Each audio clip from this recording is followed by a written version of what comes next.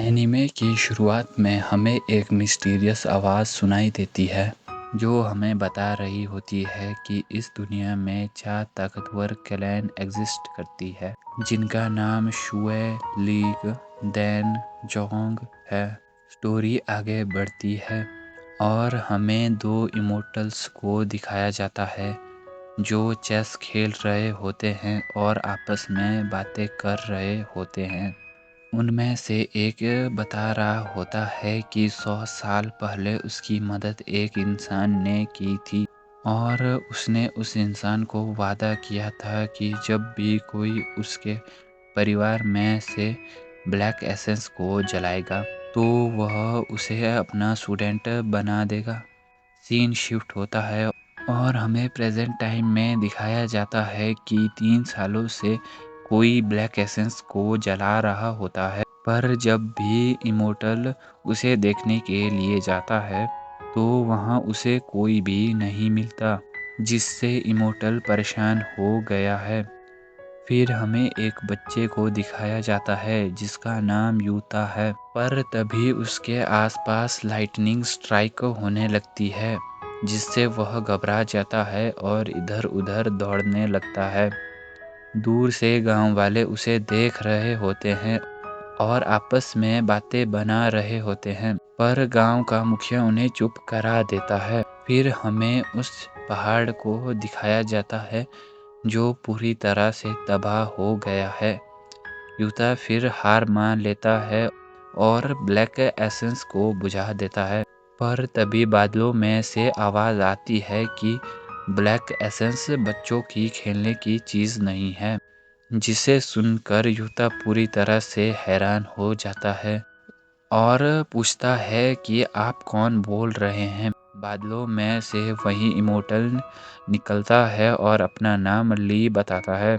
Utah उनके सामने झुकता है और बोलता है कि मैंने आपका इंतज़ार 3 साल 2 महीने तक किया, और रोते रोते बोलता है कि मेरे परिवार में से यूता के सिवाय कोई और जिंदा नहीं बचा। यूता बोलता है कि इसलिए उसे आपका स्टूडेंट बनना है, और मास्टर ली भी मान जाते हैं और यूता को अपने साथ हवा में उड़ा कर ले जाते हैं। कुछ समय बाद लीग एक्साई फैक्शन को दिखाया जाता है। यूता उन बिल्डिंगों को देखकर पूरी तरह से हैरान हो जाता है और मास्टर ली, जिसे यूता अंकल ली भी कहता है, उनसे पूछता है कि वह इन में से कौन सी बिल्डिंग में रहेगा। तभी मास्टर ली यूता को नीचे फेंक देते हैं और उसकी सेफ लैंडिंग भी करा देते हैं और बोलते हैं कि आज से तुम्हारा इमॉर्टिलिटी कल्टीवेशन यहीं होगा। ऐसा बोलते ही मास्टर ली वहां से चले जाते हैं। यूता को वहां एक मोटा आदमी मिलता है जिसका नाम जोंग दाई है। यूता उनके सामने ग्रीड करता है और अपना नाम बताता है। जोंग यूता को देखता है और बोलता है कि तुम तो बहुत छोटे हो। वो दोनों आपस में बातें कर ही रहे थे, पर तभी उनके सामने एक लड़का आता है और बोलता है कि मुझे यकीन नहीं होता कि तुमने इस तरह के कमज़ोर लड़के को यहाँ आने दिया, पर मुझे नहीं। जोंग उसे वहाँ से जाने को बोलता है, पर ऐसा सुनते ही वह लड़का लड़ने के लिए तैयार हो जाता है और अपनी मैजिक पावर एक तलवार में भर कर यूता पर फेंक देता है। जोंग अपने वाटर मैजिक की मदद से यूता को बचा लेता है और उस पर एक बाल्टी फेंक कर मारता है, जिससे उस लड़के के नाक से खून निकलने लगता है और वह लड़का बहुत गुस्सा हो जाता है और यूता को डेथ मैच का चैलेंज देता है जिसमें हारने वाला मारा जाएगा। फिर वह लड़का वहां से भागने लगता है। जोंग उसे पकड़ने की कोशिश करता है, पर तब तक वह लड़का भाग जाता है। जोंग बताता है कि जब तक तुम इस चैलेंज का जवाब नहीं देते तब तक तुम्हें डरने की कोई ज़रूरत नहीं, और यूता को दिलासा देता है कि अब से वह लड़का तुम्हें परेशान नहीं करेगा। कहानी आगे बढ़ती है और जोंग उसे फायर किचन के बारे में यूता को बता रहे होते हैं कि हम सीनियर मास्टर के लिए शुद्ध खाना बनाते हैं। जिसमें नेचुरल निम्बस होती है। निम्बस जिसे भी निम्बस के बारे में नहीं पता, वह बस इतना ही समझ ले कि निम्बस इस वर्ल्ड की एनर्जी या ऑरा को कहते हैं। ज़ोंग यूता को बताते हैं कि ये सभी अपर निम्बस फूड है, जो हमारे शरीर में निम्बस की मात्रा को बढ़ाता है। इसलिए निम्बस के लिए लोग किसी को भी मार सकते हैं। तभी वहाँ कई लोग आ जाते हैं जो यूता को देखना चाहते हैं। ज़ोंग यूता को बताता है कि तुमसे पहले ये 8 भाई यहाँ आए थे और तुम 9वें हो। यूता उन्हें ग्रीड करता है और अपना नाम बताता है। ज़ोंग यूता को बाहर बुलाता है और उसे बताता है कि अब तुम्हें अपना आर्टिफैक्ट चुनना होगा। यूता आर्टिफैक्ट का सुनते ही बहुत खुश हो जाता है, पर बाद में पता लगता है कि आर्टिफैक्ट एक साधारण सी कढ़ाई है। ज़ोंग बताता है कि फायर किचन के लोगों का यह ट्रेडिशन है कि जहाँ भी वे लोग जाएंगे, उनके साथ उनकी कढ़ाई भी जाएगी। यूता थोड़ा डर जाता है और बोलता है कि इतनी बड़ी कढ़ाई से तो मेरी हड्डियाँ ही टूट जाएगी। ज़ोंग कहता है कि कढ़ाई जब से तुम अपनी पीठ पर पहनोगे, लोग अपने आप ही तुम्हें पहचान जाएंगे कि तुम फायर किचन से हो और तुम्हें कोई परेशान नहीं करेगा। यूता फिर मान जाता है और अपने लिए एक कढ़ाई ढूंढने लगता है। सुबह से शाम हो जाती है और सभी बोर हो जाते हैं, पर तभी यूता एक कढ़ाई को चुन लेता है। ज़ोंग और 8 भाई उस पर हंसने लगते हैं क्योंकि वह कढ़ाई कछुए की तरह लग रही थी। रात हो जाती है और सभी अपने अपने कमरे में चले जाते हैं। यूता अपने हाथों को देखता है और पास्ट की बातें सोचता है कि वह लड़का उसे मारने के लिए पूरी कोशिश करेगा।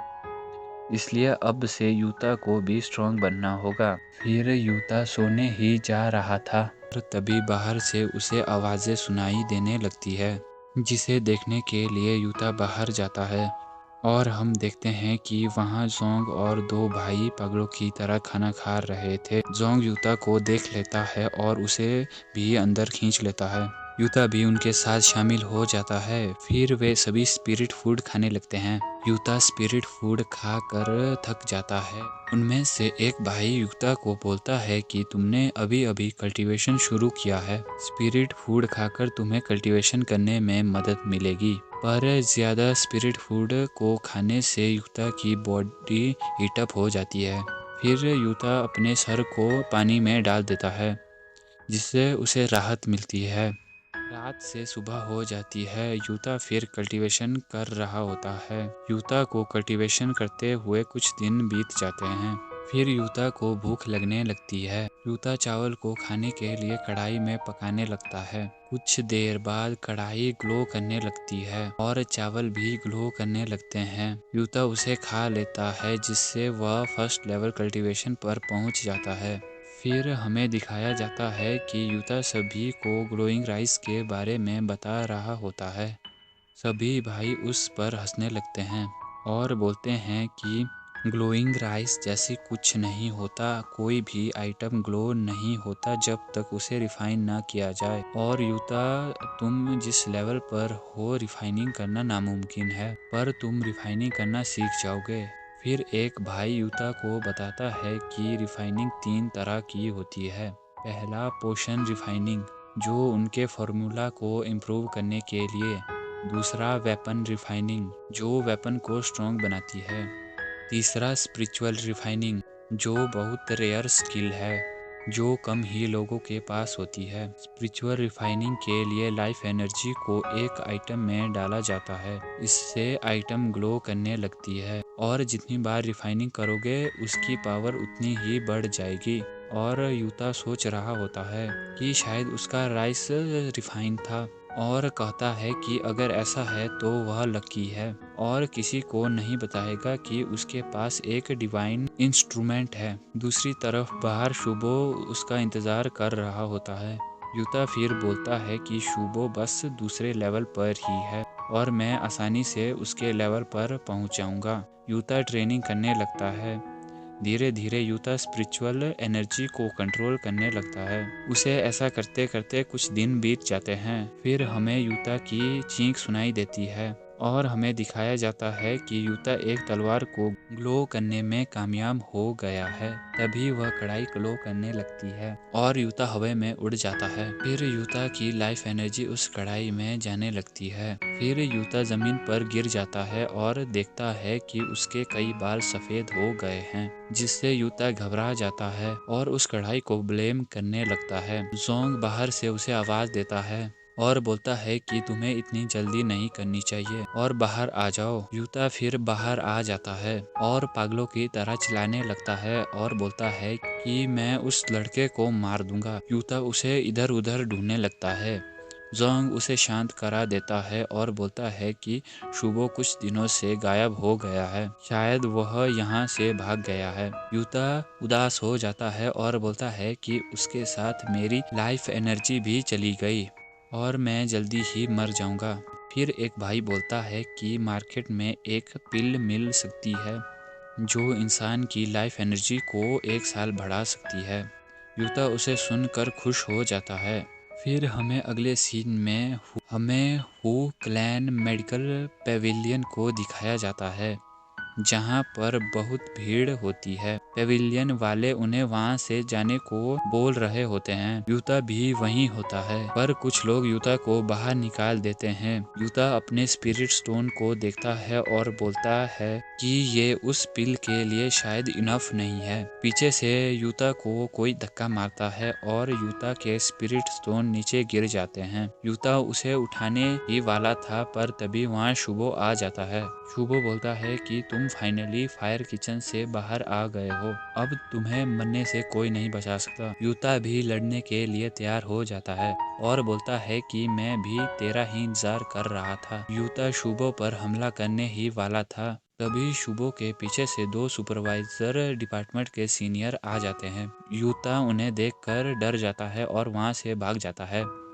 शुबो यूता का पीछा करने लगता है। अगले सीन में हमें जोंग और 2 भाइयों को दौड़ते हुए देखते हैं जो यूता को बचाना चाहते थे, पर तभी उनके सामने एक सीनियर आ जाता है। जोंग उससे लड़ने के लिए तैयार हो जाता है। जोंग पर वह सीनियर तलवारों से हमला करता है। उन दोनों में लड़ाई होने लगती है। कुछ देर बाद एक जूनियर आता है और बोलता है कि उन दोनों के बीच की लड़ाई का नतीजा आ गया है। जोंग डर जाता है और सोचने लगता है कि शायद यूता हार गया। जोंग उनको देखने के लिए भागने लगता है। जोंग पूरी तरह से शॉक हो जाता है। फिर हमें दिखाया जाता है यूता शुबो पर भारी पड़ गया और शुबो को कपड़े की तरह धो रहा है और बोल रहा है कि तेरी वजह से मेरी लाइफ एनर्जी भी कम हो गई। शुबो पूरी तरह से हार मान लेता है।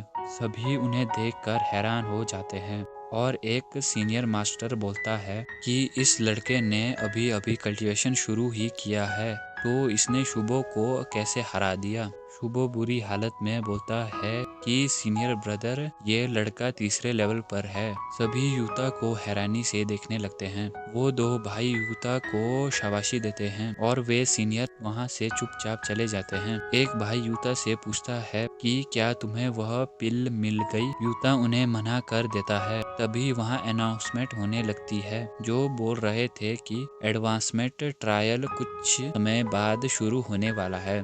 यूता कंफ्यूज हो जाता है। जोंग बताता है कि यह ट्रायल बहुत मुश्किल है। ट्रायल में 3 ही स्पॉट होते हैं और लोग इसके लिए पागलों की तरह लड़ते हैं, पर अगर तुम्हें अगले लेवल पर पहुंचना होगा तो तुम्हें आउटर सेक्ट में जाना होगा, जो एडवांसमेंट ट्रायल से ही जाया जा सकता है। और जोंग मुस्कुराते हुए बोलता है कि फायर किचन से आज तक इस ट्रायल में किसी भी ने पार्टिसिपेट नहीं किया। यूता बोलता है कि शायद मैं इस रिवाज को तोड़ दूंगा।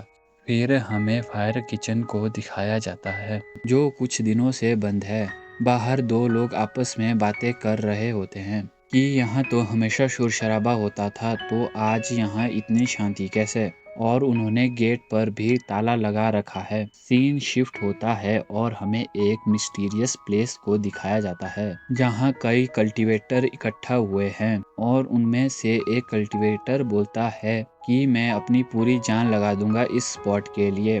दूसरा कल्टीवेटर भी वैसा ही बोलता है। तभी वहाँ एक रथ आ जाता है जो सभी को साइड कर देता है। उसमें से एक खूबसूरत राजकुमारी निकलती है जिनका नाम मियो है, पर सभी दूसरी जगह की तरफ भागने लगते हैं। मियो भी उनका पीछा करने लगती है, पर लोगों की भीड़ से उसे आगे कुछ नहीं दिखता। फिर हमें दिखाया जाता है कि वहाँ यूता जोंग और एक भाई आए हैं। सभी लोग उन्हें ही देख रहे हैं। यूता जोंग को बोलता है कि जैसा प्लान किया था वैसा ही करना। जोंग भी हाँ कर देता है। फिर वहाँ एक एल्डर मास्टर आ जाते हैं जिनका नाम फिंगयाई है। वो बोलते हैं, मैं आशा करता हूँ कि सभी पूरी कोशिश करेंगे और टेस्ट ईमानदारी से देंगे। और अब से टेस्ट शुरू होता है। सभी में जोश भर जाता है, पर तभी हमें एक महीने पहले का सीन दिखाया जाता है जहाँ यूता और शुबो प्लान बना रहे थे। यूता बोलता है कि जीतने के बाद हम ट्रायल स्पॉट की बोली लगाएंगे जिससे हम बहुत सारा स्पिरिट स्टोन कमा सकते हैं। फिर हम प्रेजेंट टाइम में देखते हैं कि सभी पागलों की तरह भाग रहे हैं, पर यूता की टीम पीछे ही खड़ी है। यूता बोलता है कि हम बाद में जाएंगे ताकि सभी ट्रैप में फंस जाएं और हम आसानी से जीत जाएं। कुछ देर बाद यूता की टीम दौड़ने लगती है। यूता देखता है कि कोई भी ट्रैप में नहीं फंसा, पर आपस में ही लड़े जा रहे हैं। जोंग और वो भाई भी सभी को मारने लगते हैं। इसका फायदा उठाकर यूता आगे निकल जाता है। फिर आगे कई फ्लोटिंग आइलैंड आ जाते हैं जिनके ऊपर यूता छलांगे मारकर आगे बढ़ने लगता है, पर यूता लास्ट आइलैंड पर नहीं पहुंच पाता और नीचे गिर जाता है। यूता किसी तरह बच जाता है और फिनिश लाइन पर पहुंच जाता है। जोंग और वो भाई भी वहां पहुंच जाते हैं। फिनिश लाइन पर फिंगयाई मास्टर खड़े होते हैं। वो बोलते हैं कि बधाई हो, तुम टॉप 3 में आ गए हो। ये तुम्हारा इमोर्टल बनने का पहला कदम होगा। पर यूता की टीम फिनिश लाइन को क्रॉस नहीं करती और उन ट्रायल स्पॉट की बोली लगाने लगते हैं और हर एक स्पॉट की बोली 200 स्पिरिट स्टोन से शुरू करते हैं।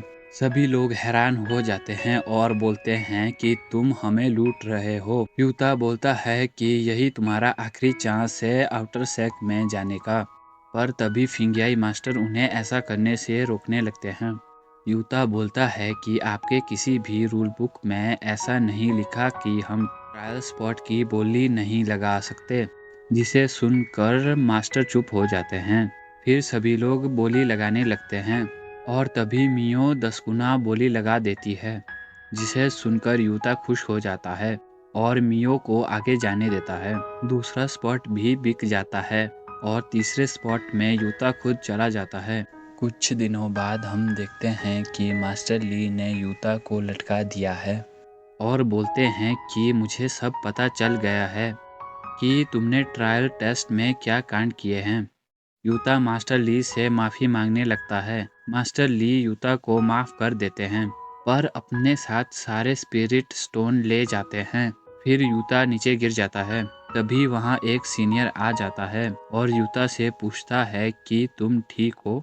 यूता खुद को ठीक बताता है और सीनियर से उनका नाम पूछता है। सीनियर अपना नाम यूनो बताता है और यूता का आउटर सेक में स्वागत करता है। अगले सीन में हम देखते हैं यूनो ने यूता को नए कपड़े पहनने को दिए हैं और यूता को बोलते हैं कि अब से तुम आउटर सेक में आ गए हो और तुम एपोथिकरी सीखने वाले हो, तो तुम्हें अब से कड़ी मेहनत करनी होगी। यूता एपोथिकरी सुनकर कंफ्यूज हो जाता है। यूनो उसे बताता है एपोथिकरी में मेनली मेडिसिन पर फोकस किया जाता है और हाँ, सभी सेक में जितने भी एपोथिकरी चीफ है वे मास्टर ली को ही बेस्ट चीफ मानते हैं।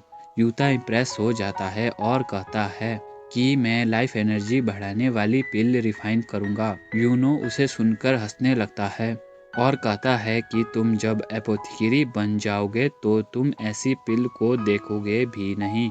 यूनो उसे स्क्रिप्ट पेविलियन में ले जाता है और जो फायर किचन से कई गुना बड़ा है।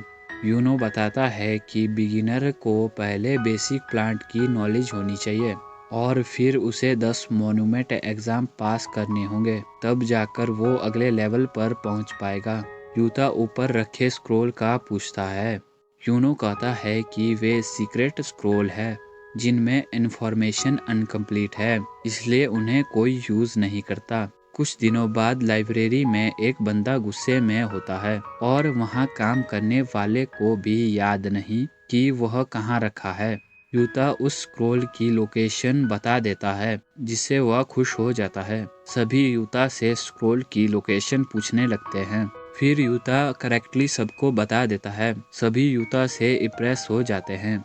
यूनो को बिलीव नहीं हो रहा क्योंकि यूता को आए कुछ ही दिन हुए हैं और वो इतना कुछ कैसे जानता है। यूता फिर एक स्क्रॉल की कॉपी मांगता है।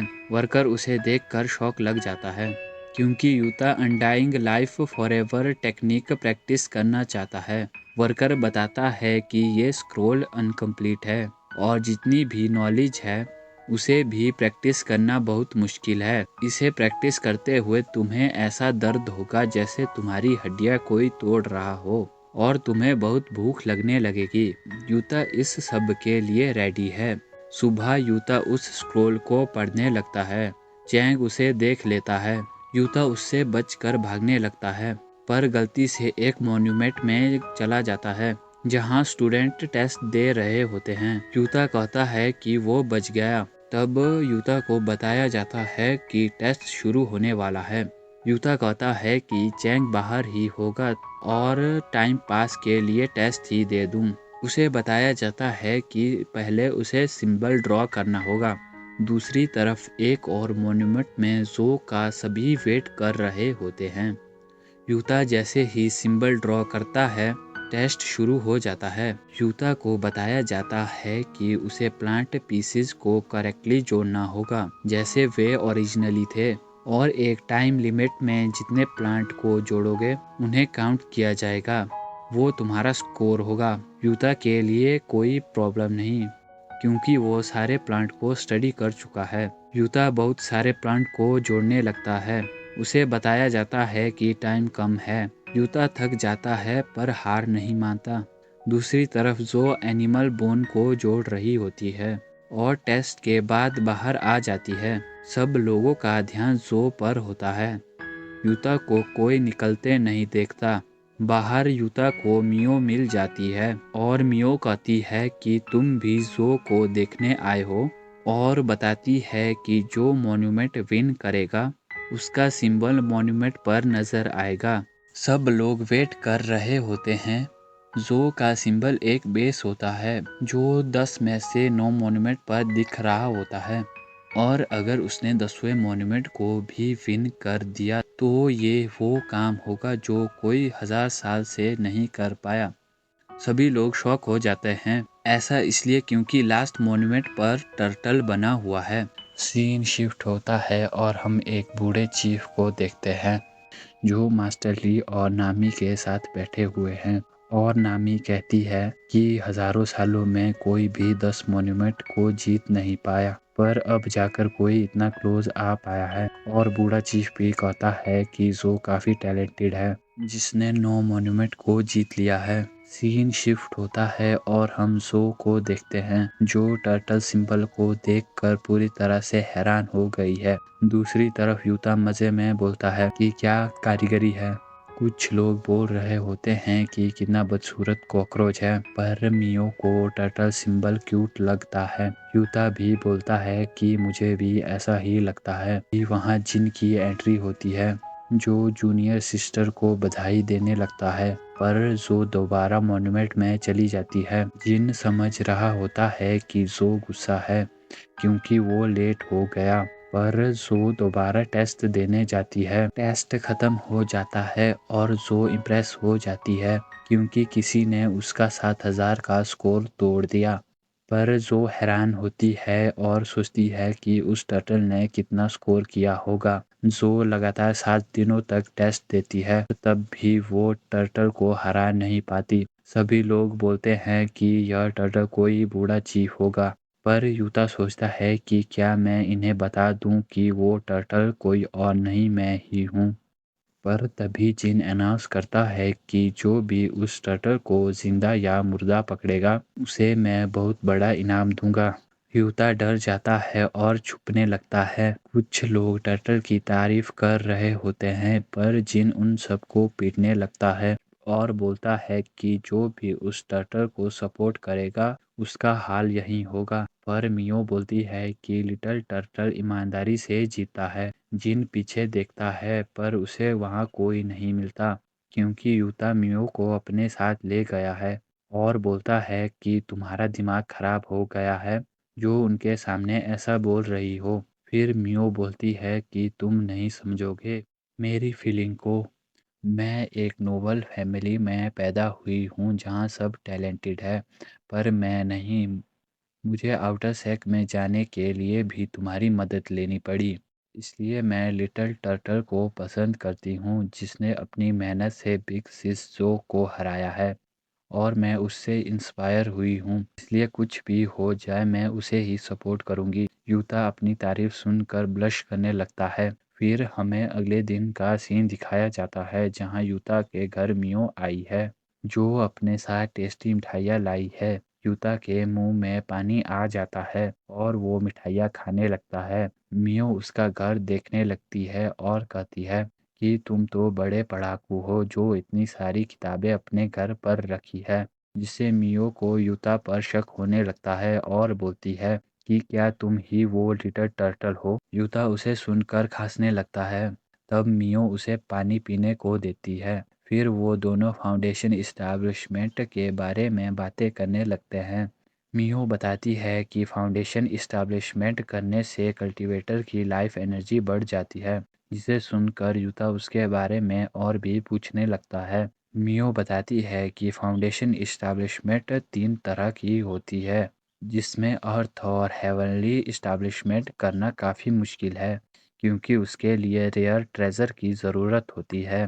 पर मॉर्टल इस्टेब्लिशमेंट करना थोड़ा इजी होता है क्योंकि उसमें रिफाइन की हुई पिल की ज़रूरत होती है और उसमें सक्सेसफुल हो जाए तो उसकी लाइफ एनर्जी 100 साल बढ़ जाएगी।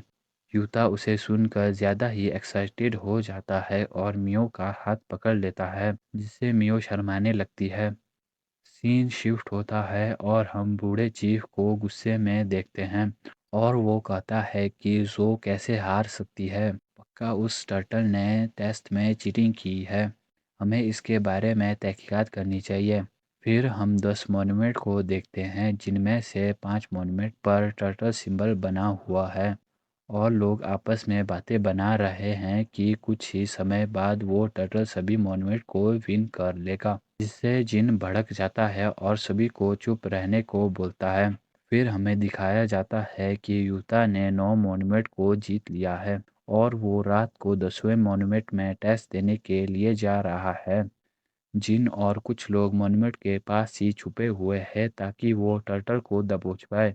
यूता किसी तरह से मॉन्यूमेंट में चला जाता है और उस मॉन्यूमेंट को भी जीत लेता है। फिर उसे एक स्पेशल ट्रेजर दिया जाता है। जिन और वो लोग बाहर ही उसका इंतज़ार कर रहे होते हैं। मॉन्यूमेंट ओपन होता है पर उसमें से कोई भी नहीं निकलता। पर तभी टर्टल शैल तेजी से बाहर निकलता है जिसका पीछा सभी करने लगते हैं। फिर यूता मॉन्यूमेंट से चुपचाप बाहर आ जाता है और वहाँ से भागने लगता है पर वो झाड़ियों में गिर जाता है और उसका ट्रेजर भी कहीं खो जाता है। फिर हम देखते हैं कि उस ट्रेजर में से एक स्पेशल पिल निकलती है। यूता उसे देख लेता है पर तभी एक मुर्गे ने वो पिल खा ली और वहाँ से उड़ जाता है। अगर आप वीडियो में आखिर तक पहुँच गए हैं तो प्लीज़ एक कमेंट ज़रूर करें और उसमें मेरी सभी मिस्टेक को हाईलाइट करें ताकि मैं अपनी अगली वीडियो को इम्प्रूव कर सकूं।